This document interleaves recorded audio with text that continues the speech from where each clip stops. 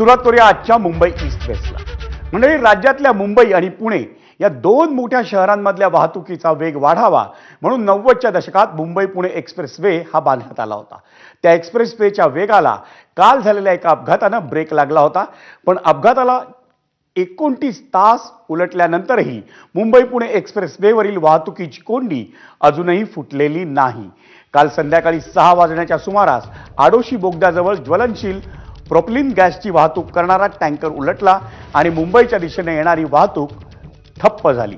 वाहतुकीची ती कोंडी अजूनही फुटलेली नाही। दुर्घटनाग्रस्त टँकरमधील गॅस सुरक्षितपणे दुसऱ्या टँकरमध्ये भरण्यात येत असून आज रात्री 12 वाजल्यानंतर हा मार्ग पुन्हा खुला होणार असल्याचा विश्वास महामार्ग पोलिसांनी व्यक्त केलाय। अन्य टँकरमध्ये गॅस भरून झाल्यावर अपघातग्रस्त टँकर हा क्रेनच्या साहाय्याने बाजूला करून मुंबई पुणे एक्सप्रेस वेवरची वाहतूक ही टप्प्याटप्प्याने सुरळीत करण्यात येणार आहे।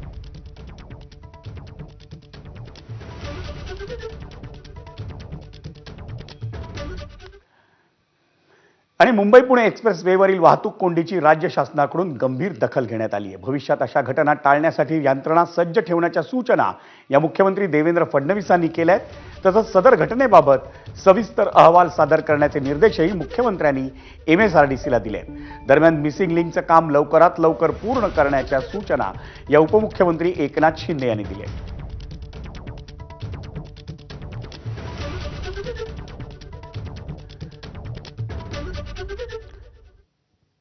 मंडळी, मुंबई पुणे एक्सप्रेस वेवरच्या आडोशी बोगद्याजवळ